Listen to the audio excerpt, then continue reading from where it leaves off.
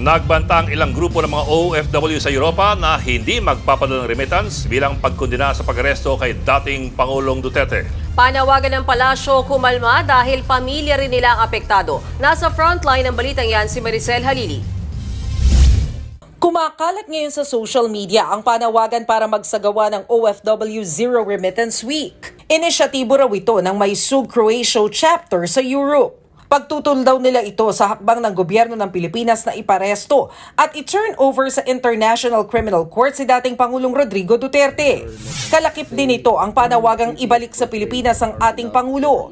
Kinumpirma yan ng isang opisyal ng grupong may Sub-Croatia. Napili nila ang March 28 kasabay ng 80th birthday ni Duterte. And I hope that our respected President of the Republic of the Philippines, His Excellency Ferdinand Marcos Jr. will hear us, OFWs. Please send our beloved President Duterte back home. Please. I have nothing against you. Just please send him back home. Ang remittance ay ang ipinapadalang pera ng mga OFW sa bansa para sa kani-kanilang pamilya. Kaya ang Malacanang nanawagan sa mga OFW sa Europe na maging mahinahon.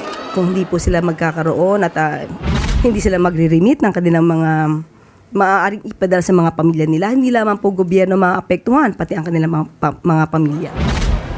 Iginiit din ng palasyo na sumusunod lang sila sa proseso. Sana po ay malaman din po nila na ang pamahalaan at ng gobyerno ay tumutupad lamang sa ating batas. At may mga Pilipino rin naman po na nagreklamo, nag-file ng complaint laban sa dating Pangulong Duterte. Sana ay maging patas din po sila sa kanilang pananaw. Nagbabalita mula sa Frontline, Maricel Halili, News 5. Mga kapatid, Ed Lingaw po, maging maalam at may pakialam sa mga napapanahong balita sa ating bansa. Para sa mas malalimang pagtalakay at paghimay sa mga issue at headlines, tumutok lamang at pag-subscribe sa social media pages ng News 5.